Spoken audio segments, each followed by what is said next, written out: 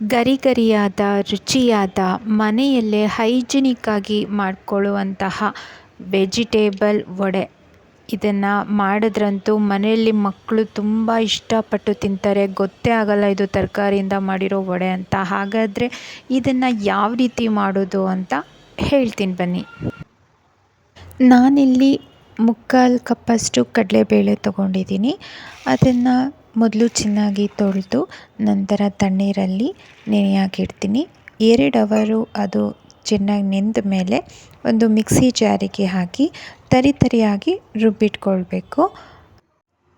ನಂತರ 4-5 ಎಸಳು ಬೆಳ್ಳುಳ್ಳಿ, 1 ಹೆಬ್ಬೆಟ್ಟಿನಷ್ಟು ಶುಂಠಿ, ಒಂದು 5-6 ಖಾರಕ್ಕೆ ಎಷ್ಟು ಬೇಕೋ ಅಷ್ಟು ಹಸಿಮೆಣಸಿನ್ಕಾಯಿ, ಲವಂಗ, ಚಕ್ಕೆ ಹಾಕ್ಕೊಂಡು ತರಿಯಾಗಿ ರುಬ್ಕೊಳ್ಬೇಕು.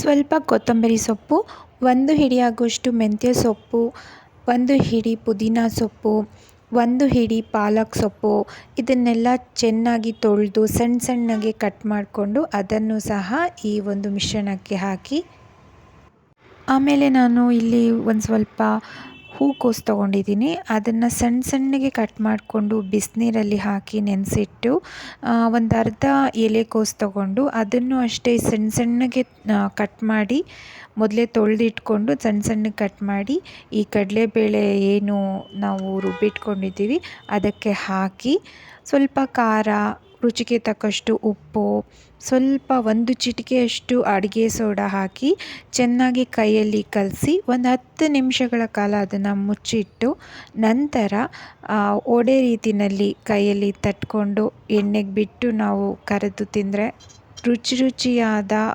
ವೆಜಿಟೇಬಲ್ ವಡೆ ಚೆನ್ನಾಗಿರುತ್ತೆ. ನೀವು ಟ್ರೈ ಮಾಡಿ ನೋಡಿ.